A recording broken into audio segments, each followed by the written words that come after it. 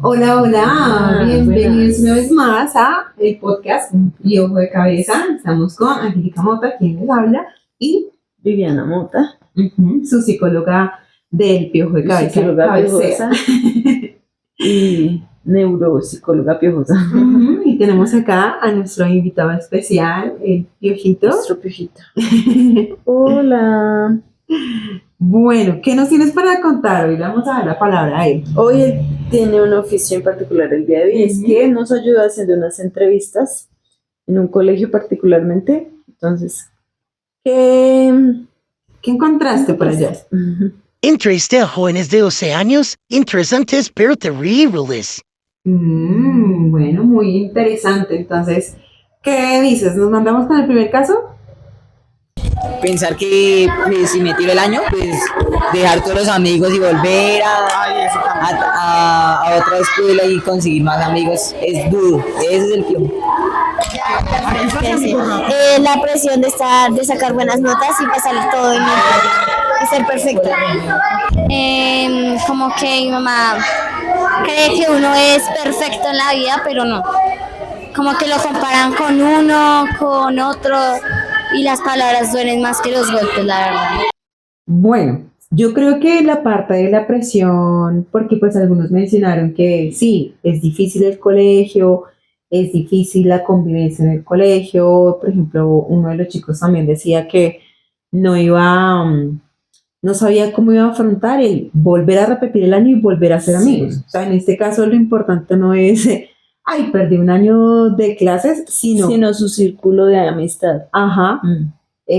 O el hecho de ser perfectos, ¿sí? Que los papás les exigen que tengan como un nivel en sus notas, ¿sí? Yo creo que sí es importante para la relación que tienen los papás con los hijos entender que el colegio sí es una obligación, es parte, es como un deber, es como algo... mi responsabilidad, o sea, finalmente pues cuando uno está en la adolescencia, pues lo único que demandan tus papás es pues que tengas buenas notas, ¿no? Pero obviamente, ¿cómo estás exigiendo eso? ¿Sí? Exacto.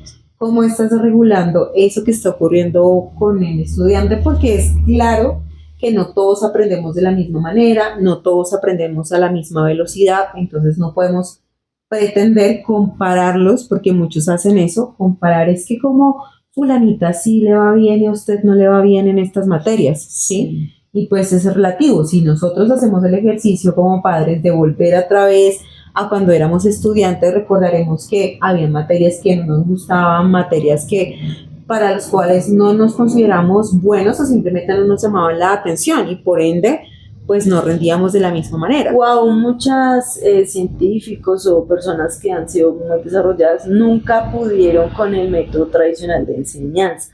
Y eso no quiere decir que eran personas incapaces o que no tenían habilidades, solamente que no estaban encasillados dentro del método tradicional. De pronto aprendieron autónomamente o con otros métodos de enseñanza y fueron personas que desarrollaron muchas cosas. Desde la neurociencia siempre se medía el coeficiente intelectual, ¿no? Entonces, cuando se hacían pruebas para los estudiantes, se medía a través de estas pruebas qué tanto coeficiente tenían, y de 80 para arriba, entonces eran súper inteligentes, y de 80 para abajo, pues es todo el mundo.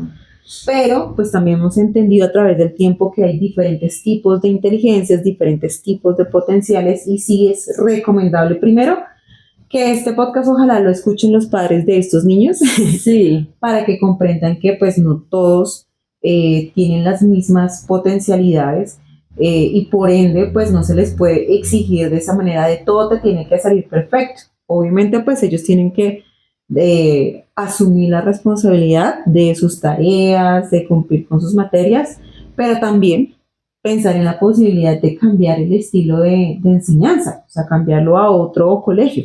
Sí, por ejemplo, cuando se diagnostica el TDAH, que es trastorno de déficit de atención,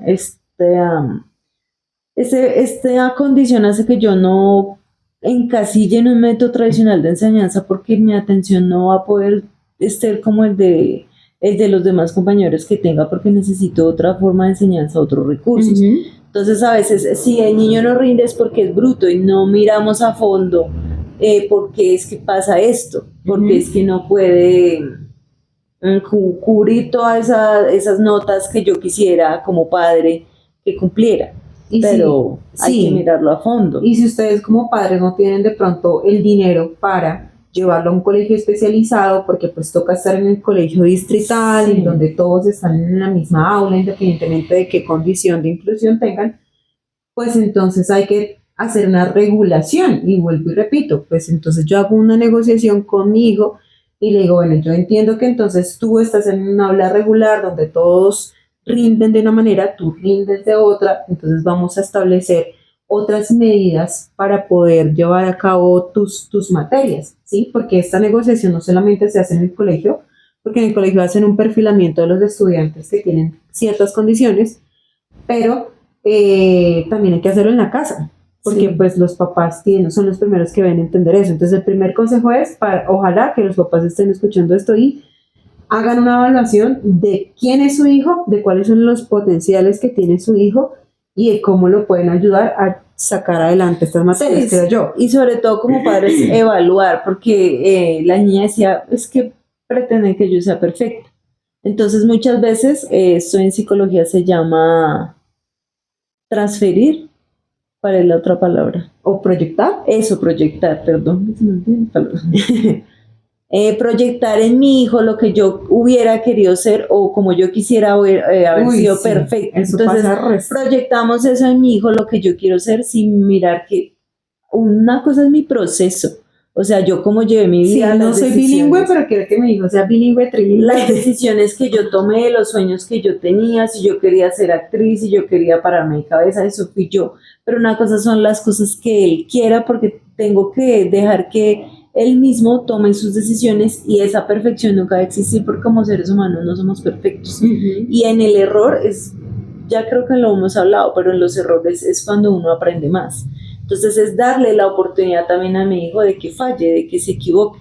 Entonces cuando uno aprende bicicleta, que creo que ya lo hemos también mencionado, pues uno aprende raspándose, uno nunca le sale la prueba en el ensayo.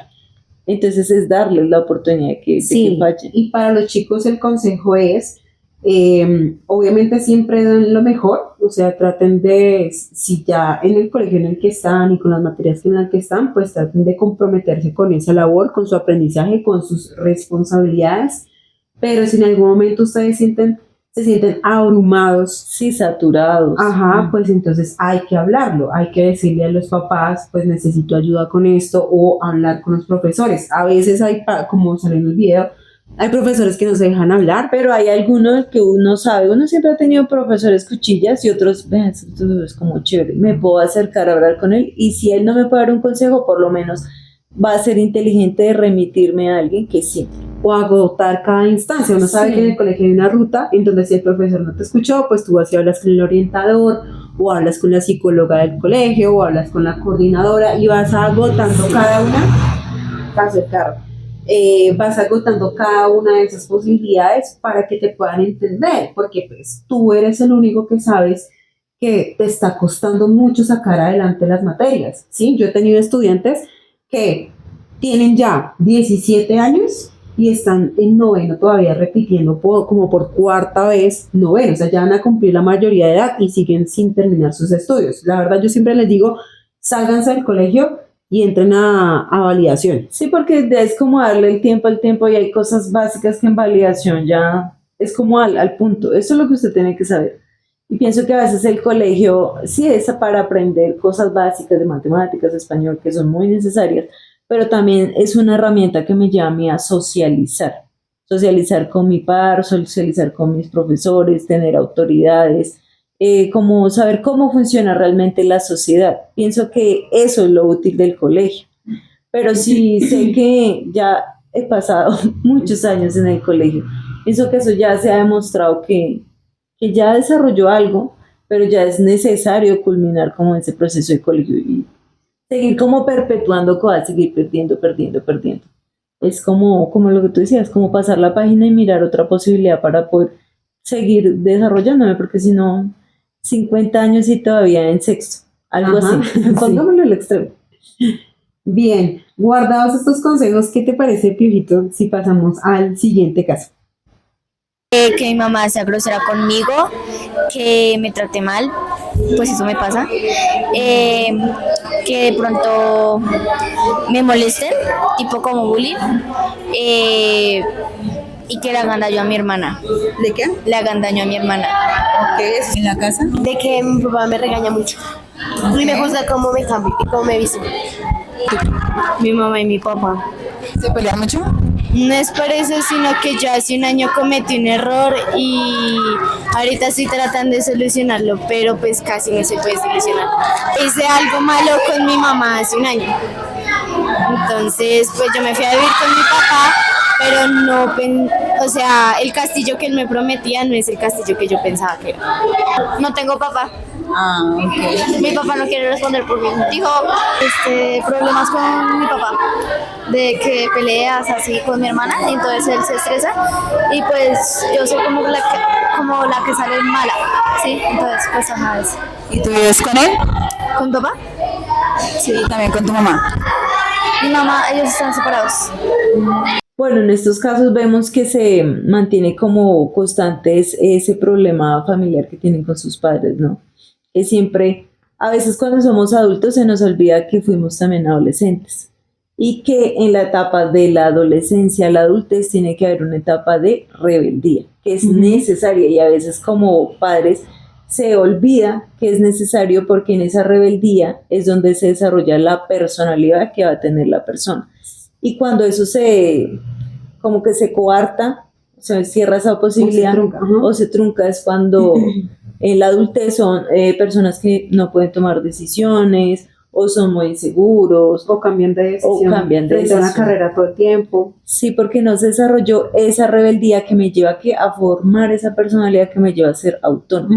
Y es importante tanto para adultos como para los chicos que comprendamos que en este momento en su cerebro está pasando algo que se llama la poda sináptica, que es algo que también le repito mucho a mis estudiantes, que yo les digo, no los culpo porque es que ustedes están en poda sináptica. ¿Qué es eso? Que en su cerebro muchas neuronas están perdiendo entre ellas conexión porque hay una sinapsis. Hagan de cuenta que entonces yo tengo acá un televisor y acá hay otro televisor y yo los tengo conectados a los dos y entre ellos dos se intercambian información. Pero a veces en esta etapa lo que hace el cerebro es, resulta que entre estos dos ya no se están comunicando. Y como que esta sinapsis que hay acá sobra. Entonces la voy a eliminar. Entonces el cerebro comienza a eliminar todas esas conexiones que no necesita. Entonces primero, pues obviamente tu cerebro está en ese momento en ese trabajo. Está dispendioso en escoger qué cosas quedan y qué cosas no quedan. Y por otro lado, en eso también está decidiendo qué cosas de tu infancia, de tu personalidad se quedan y qué cosas no. Qué cosas, lo que decía Viviana, qué cosas de ahora en adelante van a ser parte de ti, de tu personalidad. Entonces, por eso es que en la adolescencia no se sabe si son adultos o son niños, porque pues están en esa decisión, o sea, su cerebro está en ese proceso. Y que finalmente el cerebro todavía se sigue desarrollando. A veces creemos que ya los vemos como que son adolescentes y no, este niño ya tiene que decidir, ya tiene que hacer eso, y se olvida o no se olvida, se desconoce que su cerebro todavía está desarrollando muchas estructuras. Se cree que ya el niño tiene 10 y no, ese niño ya, y no, aún todavía tiene estructuras en su cerebro. Y muchos de ellos están viviendo cosas y se les están exigiendo vivir cosas que son de adulto, como por ejemplo lo que la chica decía. Mi mamá me dice que va a cambiar, o sea, ella ya ha tenido la oportunidad de conversar con su mamá, que es uno de los consejos que les damos. Sí, como esa zona segura que tengan de diálogo respetuoso para ambas tener el punto de vista de hablar. Para llegar como a esas negociaciones, a aclarar esos puntos de vista, pero pues ella manifiesta que su mamá le ha dicho que va a cambiar y no cambia. Entonces eso sí ya es otra cosa de compromiso de parte de los adultos, de parte de los padres, de si yo me comprometo con mi hijo a que voy a hacer X o Y cosa, tengo que cumplirlo, porque si yo como adulto, si yo como padre, como responsable, no cumplo mi palabra, no puedo esperar que mi hijo, que es más pequeño, que tiene menos experiencias, lo vaya a hacer. O sea, yo tengo que ser ejemplo. Sí, pero finalmente pues es ver que le ha dado su palabra, ¿no? Y no la ha podido cumplir, pero entonces es ver por qué no la ha podido cumplir. De pronto también es una mamá con heridas de infancia, que también ha pasado por cosas, y no digo que la niña esté en la responsabilidad de atenderla porque también está pasando por su proceso, pero es también como padres decir, esto me está costando, no estoy pudiendo cambiar por sí sola. No, y un papá no es perfecto, o sea, no hay un manual y todos los hijos salimos diferentes. Sí. Entonces, pretender que haya un manual para tanta diversidad de humanos, pues es imposible, ¿sí? Nos pasó a nosotras, o sea, mi mamá cuando pequeña tendió un poco a ser un poco a veces pasados, hasta que llegó un punto en donde dijo, no, ya me sobrepasé y entonces recurrió a la ayuda de un psicólogo. Que fuimos a psicólogo y resulta que la psicóloga dijo, no, la niña no necesita psicólogo por esto que pasó, sino que mamita, usted es la que necesita psicólogo. Sí, Y ella entró como en razón y dijo, no, yo tengo que ser consciente de yo misma cambiar. Y yo sé que es difícil para un papá bajarse del pedestal de autoridad de soy papá, y ahora tengo que reconocer que tengo problemas y que estos problemas me están llevando a tomar decisiones incorrectas con la crianza de mis hijos.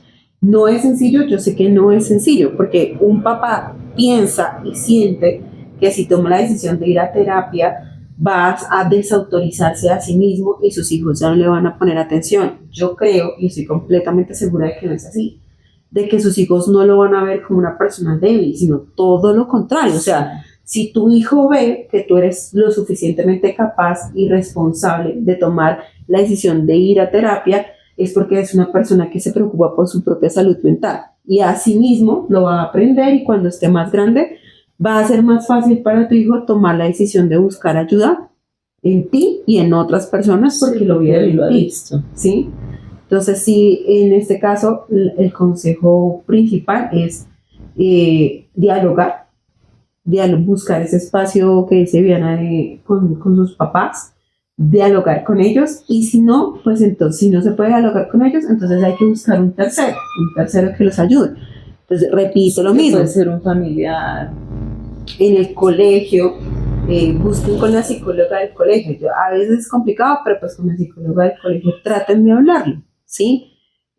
Para que este tipo de cosas se puedan ir solucionando y mirar cuál es la raíz del problema que se está generando entre padres para e hijos. llegar a conciliar, por ejemplo, la niña que nos dice que la mamá le hace bullying, conciliar entre las dos qué comportamientos está teniendo su mamá para que pues esté haciéndole eso a la niña y entrar en un acuerdo para empezar a hacer cambios, porque pues sí, obviamente se está generando una relación dañina para ella y para su desarrollo. Uh-huh. Sí, el diálogo todo lo soluciona, creo yo. Las más grandes guerras se pueden haber solucionado si se hubiese dialogado antes. Y finalmente, pues ya cuando uno pasa una etapa adulta, pues ya uno, digo etapa adulta porque ellos están en la adolescencia, ya tú tomas las decisiones. Sí, el cerebro se madura después de los 22 años, entonces... Sí, ya finalmente tú tomas la decisión de muchas personas que conocemos que dicen, no, realmente mi mamá es una persona, pues no, a mí no me gusta decir que las personas son tóxicas, que tienen comportamientos tóxicos, pero finalmente decir, no, mi mamá no he podido con ella y es como la oportunidad de decir, la reconozco, seguimos hablando, pero entre menos compartamos es mejor. Pero pues es como en la etapa adulta que uno toma la decisión de decir. Sí, además que son personas con las cuales estamos conviviendo. Sí. Bueno, entonces vamos a pasar al último caso del día de hoy. Pues sería que los problemas de mi mamá con mi papá, pues que pues no tengan más problemas y... O sea, ¿se pelean mucho? Sí. Entonces eso me pone triste a veces. Las peleas también de mis padres, de las peleas de mis abuelos, mi hermano que le hagan daño porque, o sea, llega del colegio y está rasguñado y Que se burlen de mí, así que metan con mi familia. Eso sí me molesta mucho. Uy, yo creo que peleas familiares constantemente, ¿sí? Y tiene que ver también un poco con lo que estábamos el caso anterior hablando, porque pues son personas con las que convivimos, ¿sí? Entonces sea que sean las peleas de los papás o las peleas de los hermanos o como lo decía la chica, la de los abuelos, pues vivimos todos bajo un mismo techo, entonces sí o sí nos llega a afectar a nosotros esa situación, así no seamos nosotros los que estamos metidos en la pelea, Sí, claro, pero es como vivir en una zona de conflicto constantemente. Entonces, genera un estrés continuo que, como decía la niña, no me deja dormir. Porque no me está afectando a mí, pero está afectando a un ser querido, está afectando a mi hermano verlo en ese estado. O sea, genera estrés.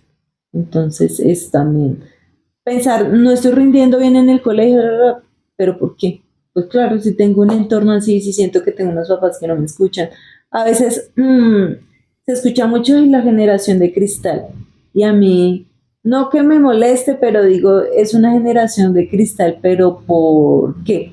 Porque tiene unos papás que no lo supieron educar como era.